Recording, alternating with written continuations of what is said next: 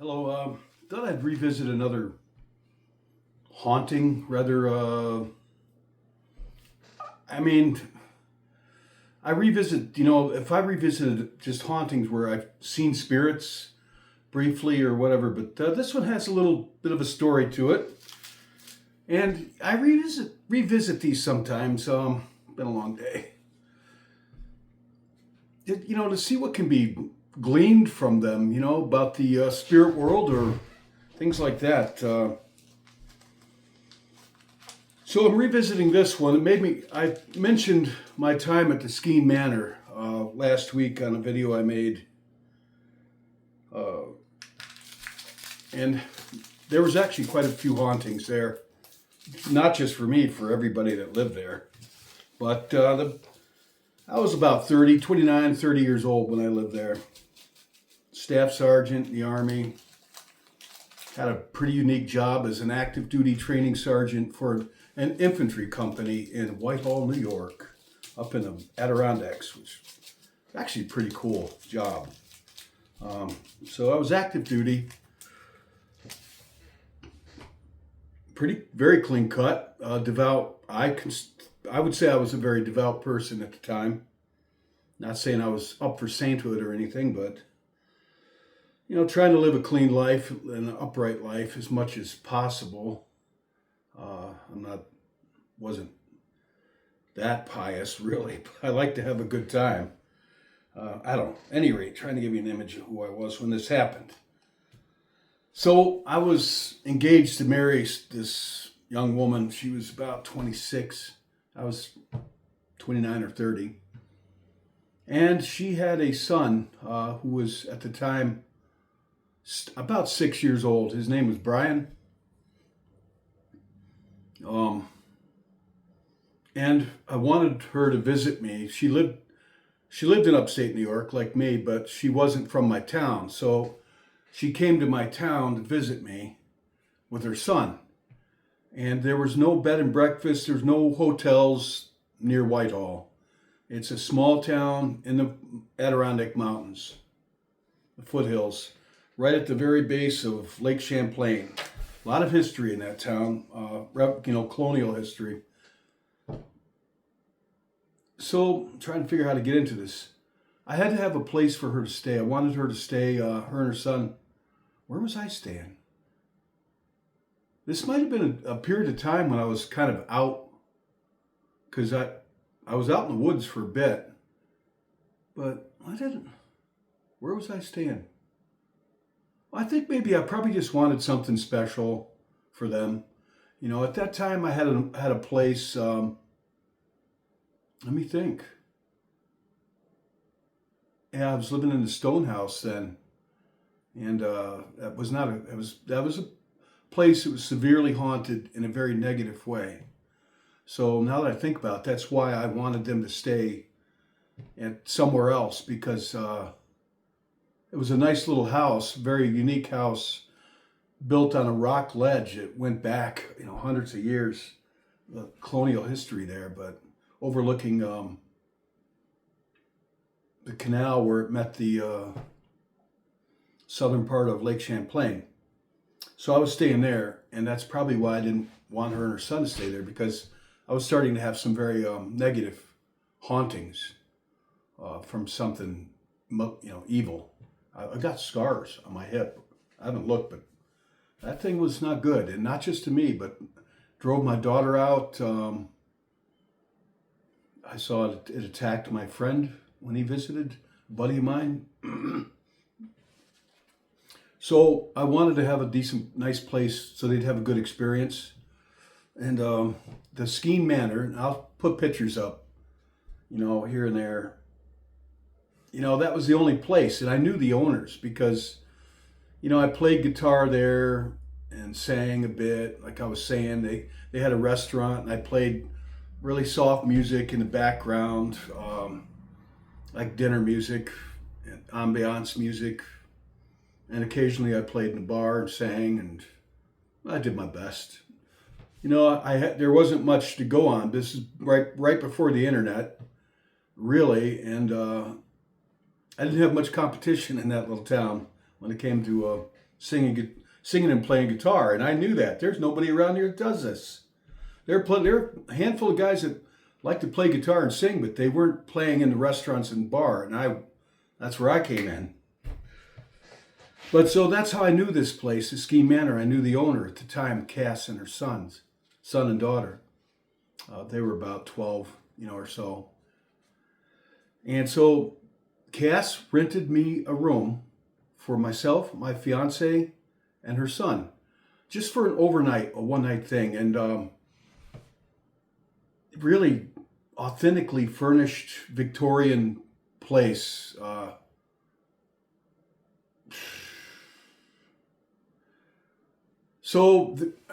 My fiance and I had, big queen-size bed we're in, and in the same room there was a fold-out bed for her son Brian. Everything, pretty decent on the up and up. And I remember that night, I got to tell you, because this leads up to what happened with the ghost man. It was one heck of a night. And that place had a reputation for being very haunted. And I hadn't lived in there yet. This is the first night I ever spent in there. So my fiance and I and her son Brian, we have our room.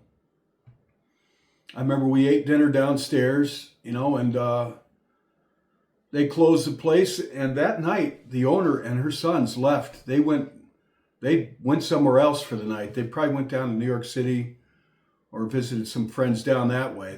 Quite a drive. Periodically, that's where they're originally from. That, southern part of New York, they'd go visit family and friends down there once in a while. So they took off that night. So it was just my fiance and me and Brian. And the place was shut down, closed. It was a restaurant and a bar at the time, but it never was really packed. It was really always a very small crowd that came in there. Usually people, for the food, it'd be because they had a marina down there. The yacht people, the boat people would come up there, to get dinner and a drink, and hear me play, some of them. So I remember it was just her and I and her son in that room. And a storm blew in that night. And the wind started whipping. I mean, I'm trying to figure how to describe this because I don't scare easily. And the wind was whipping through the gables and things on that old house, that old mansion, really, built in the 1870s, I believe. They brought Italian stone cutters in the 1870s just to build that house. The guy that built it, he was very wealthy, back then. Okay, I just wanted to interject here. The room that I'm talking about, the room that I stayed in, and the one that I would subsequently end up living in for a while, was the one that adjoins this one I circled here. It was a suite. So the one I was staying in was actually part of this one, but behind it, towards the back on that side. So it was a 2-room suite. But I was laying there in bed, and Brian's in his bed, a little ways down by the door, that fold-out cot that he had. And you could hear all kinds of noise, and you sensed there was a present, like spirit. I don't know how to describe it. I'm laying there, she was scared, and I was starting to get a little scared, and I was a little upset. I said, I did not pay money to bring you all here to have a haunting. I didn't want that, because she was kind of scared. I think her son, I don't think he was scared at all. I don't recall him being scared. I think he went right to sleep. But I'm laying there, it's just her and I. There's no music going. We're just laying there in the dark, really. There was a light, a little desk lamp next to us, and a clock. And the power went out. Click, the electricity went out in the whole building. And there's a lightning storm, and quite a wind was just making a howling, whistling noises. There was clack, clack, clack. It sounded like somebody was knocking on our window. And we were on the 2nd floor. And that big old mansion, that's way up there. And I don't remember everything, but we really felt that we were being haunted. It wasn't just the sound of the wind. There was sounds going on in the room. There were sounds going on in the hallway of this place. the stairs that went, winding staircase that went down to this, in this place. And I just recall, this was a while back, this was a while ago. And we were apprehensive, and I was a little upset, saying I did not pay for this haunted house experience. Well, we went to sleep. I mean, the electricity was out. And at some point while we were sleeping, the storm completely abated, stopped, and it was quiet. And I woke up, and she was awake too, and the power was back on, because I could tell my little digital old school alarm clock was, flashing, 12, 12, 12. So I knew the electricity was back on. But it was still dark in our room. And we're both laying there in bed, and her son's probably about 10 feet in his cot in the dark. It was dark in the room, fairly dark. And we hear him, he's talking to somebody. He's responding like a conversation. He's like answering questions and responding to somebody in the dark. But we didn't hear any other voice. And I said to her down quiet, "Do you hear that?" And she says, "Yes." I said, "Who's he talking to?" "I don't know." I said, "Well, we listened some more, and he was up talking to somebody in the dark. Like there was a two-way conversation going on, but we could only hear his side of it. Didn't hear anything else." So I said, "To heck with this." I was kind of fed up with, back then I didn't entertain this stuff at all. I was just like, oh, what the, and I turned the light on. So now the room's lit up, and he's standing by his cot. He'd gotten up out of bed at some point while we were sleeping, and he'd gotten dressed. I mean, he'd gotten dressed. And he's standing there, and he says, "Oh, hi, Tim." And this is like a 6-year-old boy. Not one inclined to make up stories at all. And I said, "What are you doing out of bed?" He says, "I was talking to the ghost man." I'm thinking, oh, God, after everything we just been through. And I said, "There's nobody there." I said, "Go back to bed." And he said, "No, he left." He said, "Right before you turn the light on, he left, Tim." He said, "He's nice." I said, "There's nobody there. Go back to bed. Take your jeans off. Go back to bed." And he says, "No, Tim, he's nice. He wanted me to tell you something, Tim." Tim, that's when he got my attention. He said, "He wanted me to tell you something, Tim." And he got my attention. Then I paused. I said, "What did he want you to tell me?" And he said, "He wanted me to tell you that he's comes and goes from here, and that he's nice. You don't need to be afraid of him." He said he wanted you to know that he comes and goes from here, and that he's real nice, and you don't need to be afraid of him. That was it. That's the story. Well, not really, because more things happened. So that was that, and Brian went back to bed. I said, "Thank you, and for telling me that," and I probably said some prayers, and that was that. Well, flash forward a few months, I don't know, half a year, maybe 6 months later, and this thing with her and me didn't work out. So she's in the history. She's out of the picture with her son. However, I was looking for a place to stay, and I saw Cass, and she saw me. She was driving down with her big old Cadillac that she used to drive through the village, and she stopped and talked to me, and she offered me a place to stay. She said, "I heard you're looking for a place to stay." And I said, "Yes." And she offered me a place to stay up at the Manor, which was kind of ideal for me because I could walk to the armory where I worked. And it was a beautiful place, kind of an odd place, but it's the Manor, it's like a historical building. And, and I played guitar there at the bar and played for the dinner crowd. It was kind of a good setup. And I thought, well, I'm thinking yes. And I played hard to get a bit. And I'm like, I don't know, And she says, "Oh, come on." She says, she's rented to me for $35 a week. And even back then, that was really like nothing. She said, just play at the bar like you do and help out around like a handyman, because it was just her and her 2 kids there. And so I agreed, and that was a nice little arrangement. What room do you think she put me in? That same room with the ghost man. And I'll tell you what, there's a lot of hauntings in that place. I told 2 videos a few years back just on that place.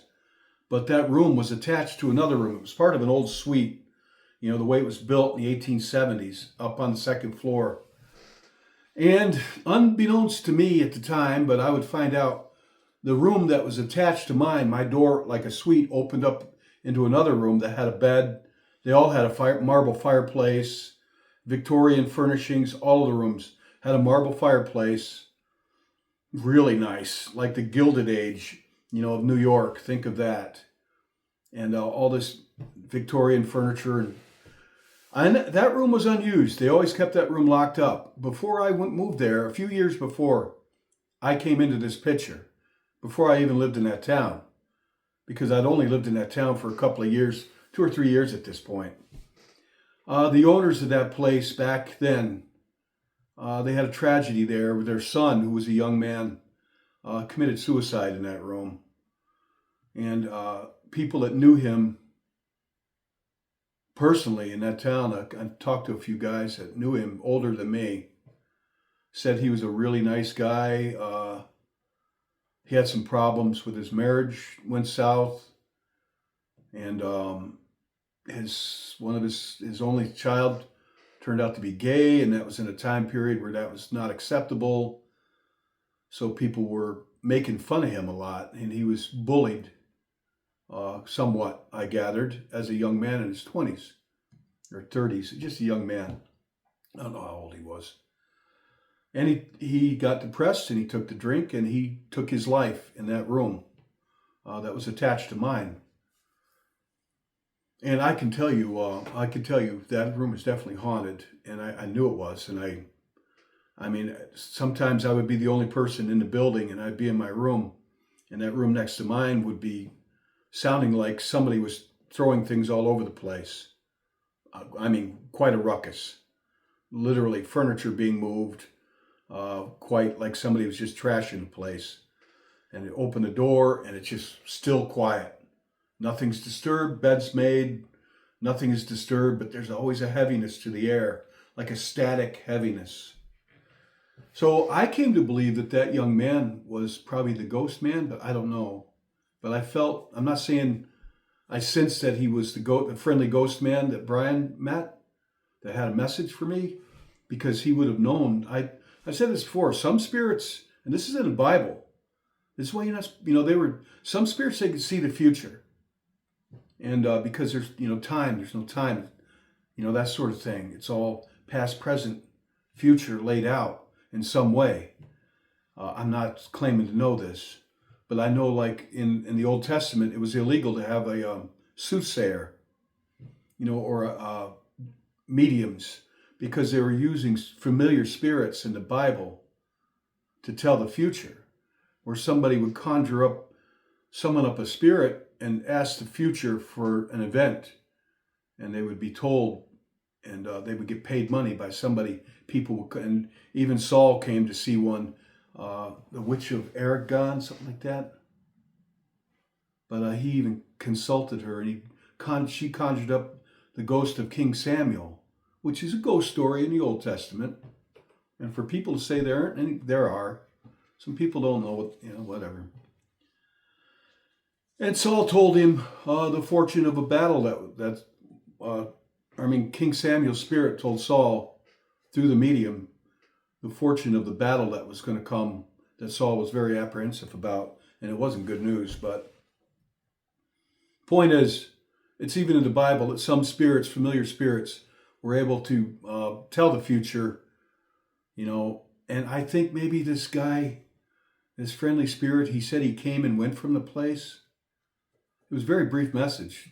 He said he came and went from the place, and he's really nice, and you don't need to be afraid of him. And he wanted you to know that. Me, Tim. He wanted you to know that. You don't need to be afraid of him. He comes and goes from here. And he's friendly, very friendly, nice, very Very nice.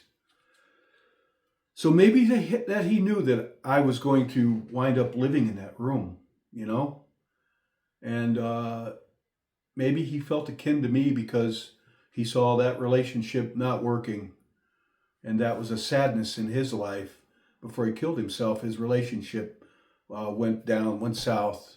His marriage failed, and maybe he saw that in my future, and I don't know, thought, well, he's going to wind up here living in this room alone, not with his fiancée or her son. He's going to be here alone. So that's that. And I never tried to communicate with any of these, never. I didn't have to. Oh, there was so much stuff going on in there. The owner used to try to capitalize off the hauntings in there. She'd bring in spiritual mediums from far away, like nationally renowned spirit mediums, into that place. And they always wanted me to be there because the mediums, because I would leave. I don't want any part of this. It's not Christian. I said, no, I'm going to leave town for the weekend while they're having this, because they would have these like seances and things where people would pay money and they'd bring up a spiritual medium from like New York City or far away, and then they'd advertise it that this person's going to be here for the weekend, and you paid money and you sit in on the seances, and they had a lot of things happen, things getting thrown around, but they said the medium kept telling that there was a spirit of a young woman in that place that was attracted to me. She said, you have a young man here. I was a young man. She said, who plays music? And they said, yes. And they said, she's very attracted to him. They really wanted me to be there. They had these things periodically. They really, really tried hard to get me to attend them, and I never would. I did not agree with it. I knew the place was haunted. I didn't think it was good to entertain them. I didn't think any good could come from it. So I always left town. You drove south, to go visit my parents, probably about a 6-hour drive. They lived in the town where I'm sitting now. So that's how that went. And I don't know, that's it. I just thought I'd revisit that. All right. Take care. God bless.